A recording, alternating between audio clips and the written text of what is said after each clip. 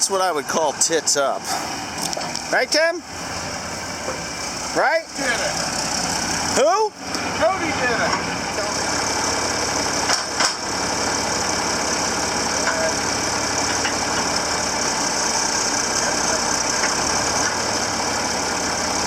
Okay.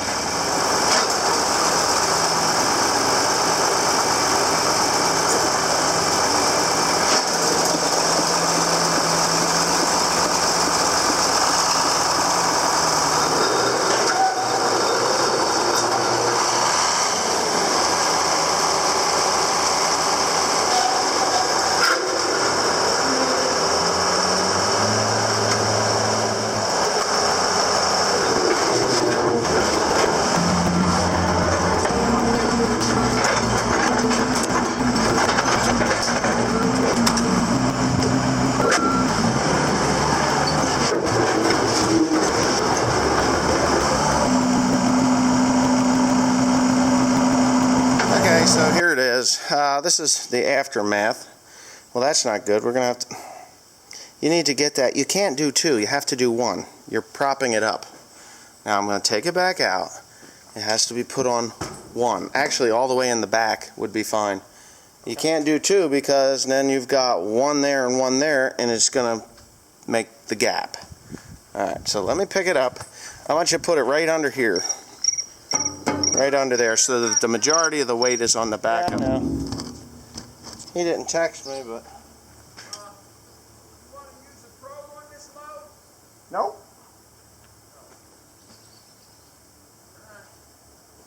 No, I want to get this thing going. It doesn't matter. Well, you can run down there with a probe. Let me get this done. Call me when it gets down there.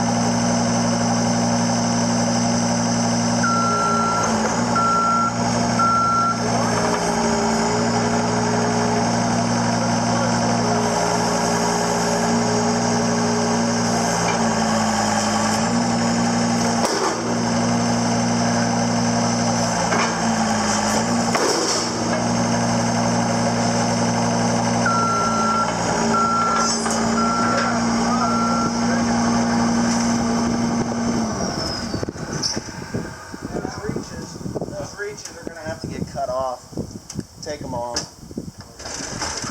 Huh? No, they're reaches. Okay, so in my youth, which we're talking 18 years ago, I built this wagon. And when I built it, you know, I just threw it together. I didn't think that I would ever have a problem with the wagon. The running gear that I had it on was a Hurst running gear. And I had it mounted right here. As you can see, the holes in there. So when it's mounted there, and you put bales behind there, the weight is actually closing this gap and pulling on the upper part. So that's why it was made this way. It would never break before, but because I bought the bigger running gear, or the new running gear that's much larger and heavier, the stringers are very long, so they had to, I had to stretch it out. And when I stretched it out, that transferred the weight from behind the wheels to in front of the wheels, which put all that weight right here. and that's why it's split out, which it's no big deal. I'm going to have Timothy cut the stringers. He's going to cut them off. He's going to cut them here and here, I'd say. Actually, what we should do is find the straightest part. Now, I've got a bend there, and I'm actually going to shrink this thing up about to here. I want to bring it to about here or even here. One bale behind it. So if I put those stringers here, so I'm going to have to cut a fair bit out of it. And so I'll cut it there. We'll cut it here because it's straight. So we'll cut it off here and there, and then we'll cut it down here. We'll take a pretty good section out of here. Hopefully we don't have too much of an issue there. I don't really want to buy new ones. Their straightness really doesn't make much of a difference as long as this is holding up. So anyway, but whatever, we're going to cut them off. We're going to shrink it up. I'm going to remove those bolts there so that the whole thing will slide this way, and then we'll reattach it after I get it where it needs to be. But first things first, Mr. Tim's going to cut these off. This is probably the one you're going to want to use. Why are you putting those on? There's no dirt. Anyway, yeah, so he's going to cut that off, and then we're going to start working on that. I have to get a grinder. I'm out of gas for my torches, so I'm going to have to go do that so I can torch this apart and get it where it needs to be. I am going to strengthen the bottom side of it with some flat steel, some good heavy-duty flat steel, probably 2 pieces of it, a long piece and then a short piece over the top of that, and I'll weld it.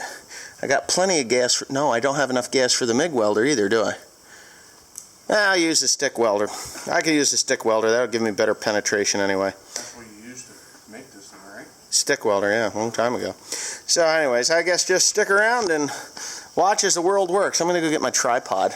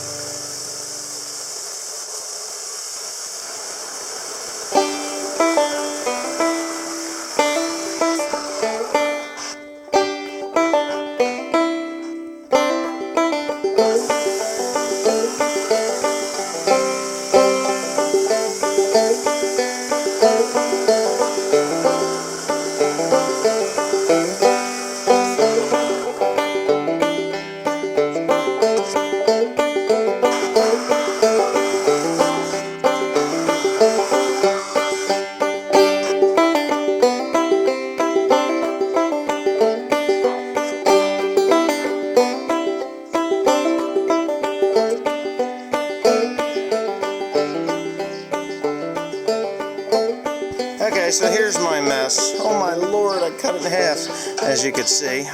Pretty square, about as square as it's going to get for the way that we did it. I had Timothy cut this relief slice here where it was kinked, and you can see how it settled down before I actually cut it with the what do you call it, the chop saw.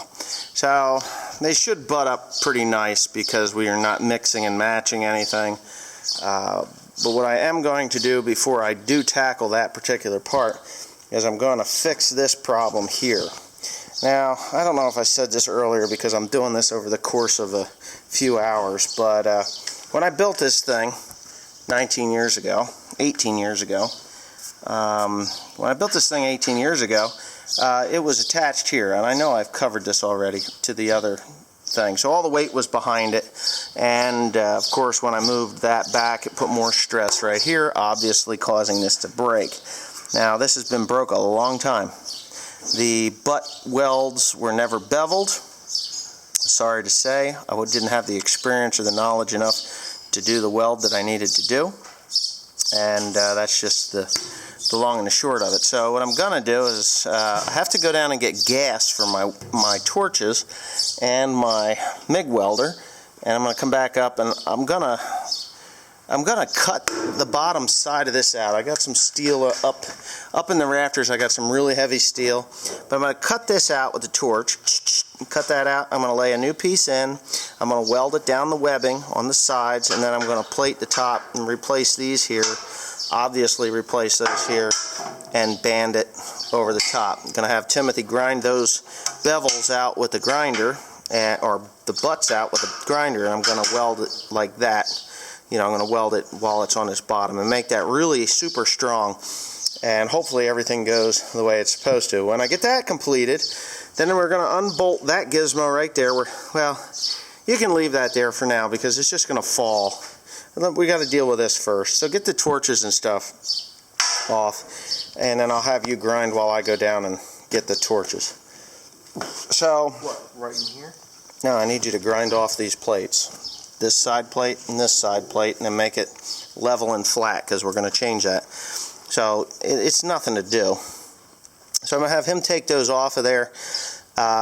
You know, they've been broke a while actually, and then we're going to just go ahead and glue it all back together. When I'm done with that, then we'll go ahead and we'll slide those rear wheels this way, splice them up there. I got some fresh flat iron over here that I purchased a long while back now. Carl went down and got it. You can see I've got more than enough here to deal with that particular part. So I'll be beveling. I want you to bevel these too. These tubes, because I'm going to weld them with the MIG welder. I need you to bevel these. Not sharp, but about half of that steel. You're going to bevel. Just grind it so that it's a nice pitch on the inside, and then I'll be able to get a good bite on that, and then I'll make these reaches stronger than they were originally by plating them, and we'll put them all together.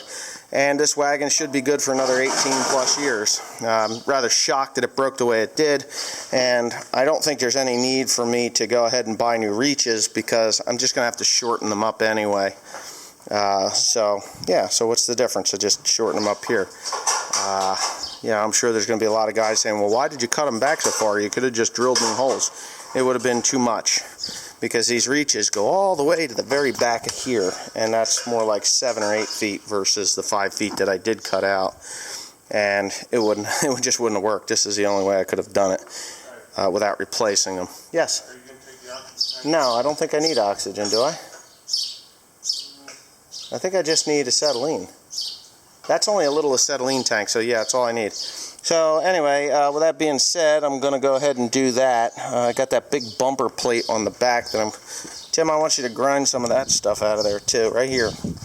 My bumper plate needs to be welded again.